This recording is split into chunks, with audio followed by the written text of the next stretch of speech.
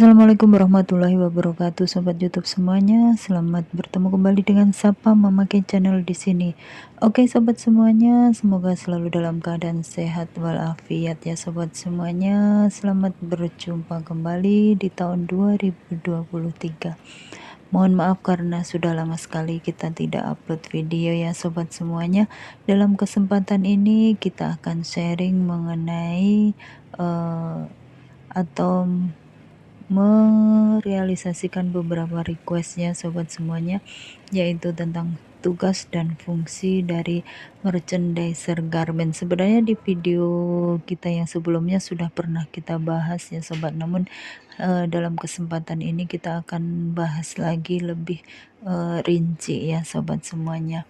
Sebelum kita lanjut, kita harus paham dulu ya bahwa seorang merchandiser garment adalah memiliki peran dan tanggung jawab yang sangat penting di dalam melakukan komunikasi yang sebaik-baiknya, yaitu komunikasi antara buyer sebagai pemesan produk dan supplier sebagai penyedia bahan-bahan untuk membuat baju ataupun garment tersebut, dan yang ketiga adalah pihak pelaksana, yaitu pabrik dari pembuat garment tersebut.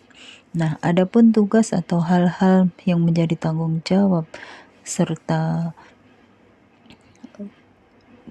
kegiatan dari seorang merchandiser di sebuah perusahaan garment adalah beberapa bisa kita simpulkan atau kita sharing, antara lain yaitu melakukan negosiasi ataupun kesepakatan dengan buyer. Nah, tugas ataupun fungsi seorang merchandiser garment dimulai dari proses negosiasi dan kesepakatan dengan pihak buyer, yaitu membuat ketentuan pada sisi produk dengan meminta referensi, yaitu kita meminta sampel dari buyer tersebut untuk mendapatkan detail dari permintaan atau request dari buyer tersebut, bagaimana kita akan mengerjakannya. Yang selanjutnya yaitu kita melakukan proses pembuatan sampel. Setelah kita menerima referensi dari buyer, maka tugas kita selanjutnya adalah meminta detail tentang setel yang akan dibuat. Nah, kita sebagai seorang merchandiser harus memeriksa ulang keseluruhan secara detail apa-apa yang dibutuhkan dari produk tersebut. Nah, jika ada perbedaan, maka kita akan kembali lagi kepada buyer tersebut. Adapun beberapa jenis sampel yang sering digunakan dalam industri garment antara lain yaitu kita referensi sampel, proto sampel, counter sampel, fit sampel, PP sampel, pre-production sampel, dan production sampel, top sampel, dan juga shipping sampel. Yang selanjutnya yaitu menyiapkan lembar order internal. Merchandiser garment harus menyiapkan berbagai jenis lembar order yang mencakup sheet, rincian biaya, dan lain sebagainya. Untuk mendapatkan keuntungan, maka perlu diperhitungkan besarnya biaya produksi dengan pemasaran setelah produksi. Yang keempat, menyelenggarakan meeting internal ya sobat.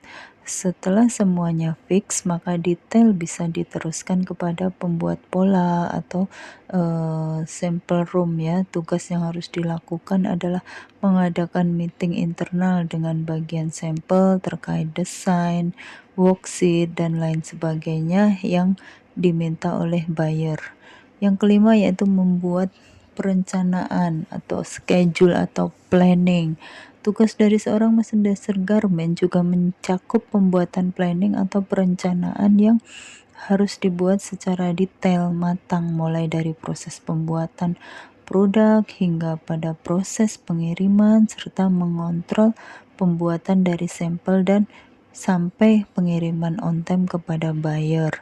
Yang keenam yaitu melakukan pengecekan. Jika sampel sudah selesai dari sampel room, maka adalah hal yang wajib dilakukan seorang merchandiser yaitu untuk mengecek keseluruhannya detail mulai dari spesifikasi, kelengkapan aksesoris, workmanship atau detail jahitan dan lain-lain.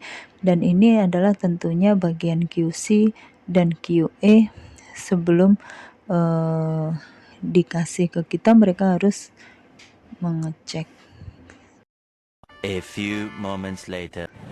Yang ketujuh, melakukan pengiriman. Biasanya pengiriman ini dilakukan bisa dengan lewat kurir ya, seperti kayak DHL atau FedEx dan lain sebagainya. Nah, dalam pengiriman itu kita harus menginformasikan kepada buyer RW bill-nya berapa, tanggal berapa kita kirim, dan invoice-nya kita bikin secara jelas. Yang kedelapan yaitu menyiapkan lembar biaya dan mengirimkannya kepada buyer. Biasanya pihak merchandiser akan memberikan lembar spek terlebih dahulu kepada vendor sebelum membuat proto sampel dan mengirimkan costing kompetitif. Jika terdapat kutipan harga oke, maka bisa dipastikan pihak buyer tertarik untuk melakukan kerjasama. Jika sampel sudah direview dan ada komentar untuk improve, maka diperlukan pembuatan 2 set untuk sampel selanjutnya. Namun untuk sampel tersebut yang sudah sempurna, tidak ada komentar dari buyer, maka sampel harus segera diproduksi. Oke sobat YouTube, sampai di sini dulu. Nanti kita lain waktu kita sambung lagi ya sobat. Terima kasih, salam sehat, bye-bye.